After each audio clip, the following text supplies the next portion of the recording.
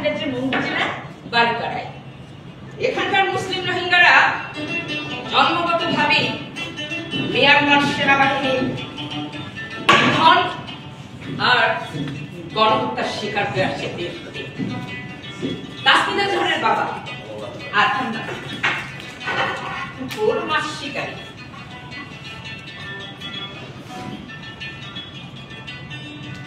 এ কারণে মংডু জেলার সকলেই তাকে চেনে।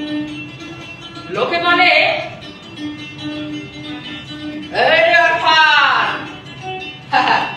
জীবনে তো বহুত মাছ ধরছস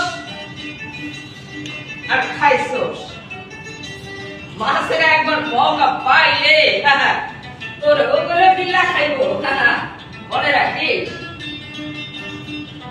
লোকের কথা মাছ ধরা নেশা ছুটবে না, সেও মজার ছলে বলে ঠিক কইছ, জীবনে বহুত মাছ ধরছি আর খাইছি। আমি মজা গেলে আমারও এই মশা করা করে ভাই যা ওই সমুদ্রের জলে ফেলাইয়া দিও, এই মাছেদের জন্য মরণ করতে হতাম করে গেলাম। নাউজুবিল্লাহ নাউজুবিল্লাহ, মুসলমান হইয়া তুমি তোমার দেহরে পড়াইবার কথা কইলা, আস্তাগফিরুল্লাহ আস্তাগফিরুল্লাহ, তওবা করো, এখনি তওবা করো মিয়া। আর বলে আরে আমি ঠাট্টা করছি, আমার লেখা দেখছি। এই তোম গোয়াল্লা স্কুলের অঙ্ক মাস্টারের মতো কঠিন স্বভাবের হইল আমার আল্লাহ হাসি ঠাট্টা মস্করা পছন্দ করে। তাসমিদা জোহরের জন্মক্ষণে আকাশে মহিষ বরণ মেঘের সাথে বাতাস ছিল।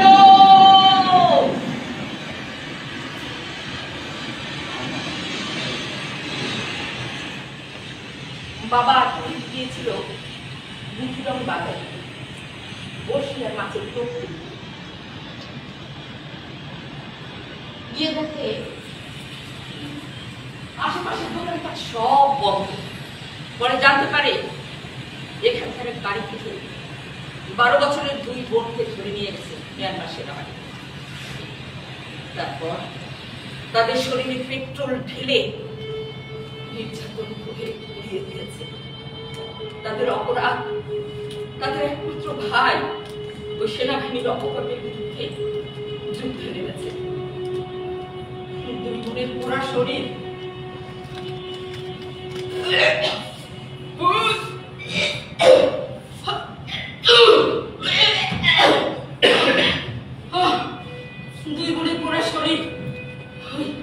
বুঝলাম বাজারে সেখানে বিয়া সেলুনের সামনে কড়াই গাছে ঝুলিয়ে রাখা আছে।